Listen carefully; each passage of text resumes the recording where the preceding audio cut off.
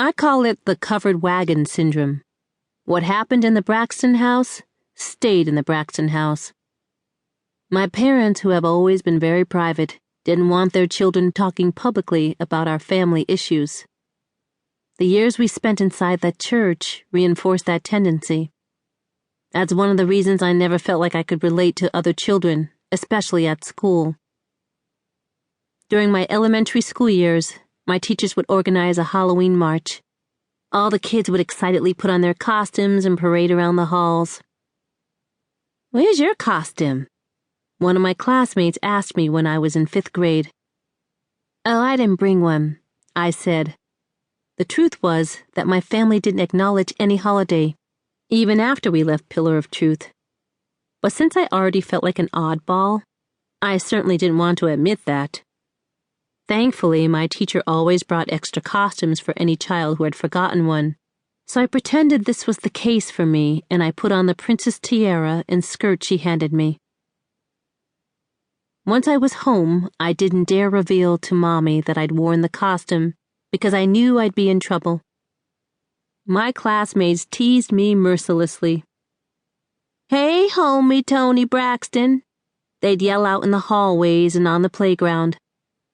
Not only did I wear a dress every single day of the year, yes, even when it was snowing, but my outfits were unstylish, as in homely and frumpy, or as my classmates put it, homey. What's worse, Mommy usually swept my fine pressed and curled hair into a little ponytail that sat squarely on top of my head. And it didn't help that my family had so many children. The year I was 10, my sister Tamar, the youngest, had already arrived. That made us look like the weirdo religious family who apparently didn't practice birth control. In the tree-hugging 70s, you can imagine how many stares we got. My homework was often neglected. We spent so many hours in church that there just wasn't enough time to complete all of my assignments. "Why aren't you getting your work done?" my parents would ask, making a fuss.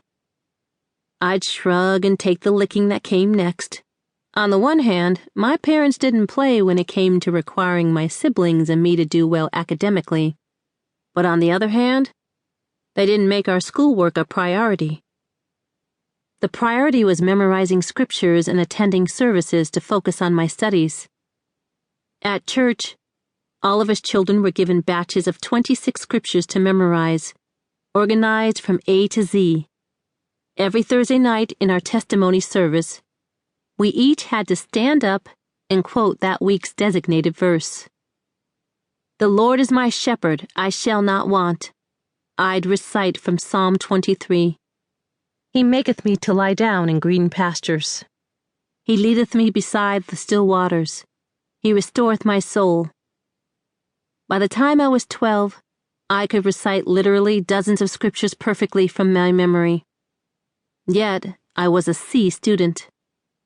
One day, when my class was scheduled to take the Maryland School Assessment, the state's standardized test, my teacher noticed that I wasn't eating lunch at school. "Why aren't you eating?" she asked. "Because we're fasting at church," I told her. A couple of times a year, and especially during Lent and Passover, we refrained from eating for a week or two, though Mommy would always break down and give us dinner. We were told that fasting was a way to draw closer to God. When I explained this to my teacher, her eyes widened, and I could see the creases form on her forehead. "Well, you need to eat in order to be ready for your test," she said. She then reached into her bag and gave me a vanilla bar. "Thank you," I murmured. With every bite I took of the bar, I felt more and more guilty. I never told my parents that I ate the bar because I knew they'd be upset. My favorite subject was reading. I loved a series titled The Boxcar Children by Gertrude Chandler Warner. I must have read every book in the set dozens of times.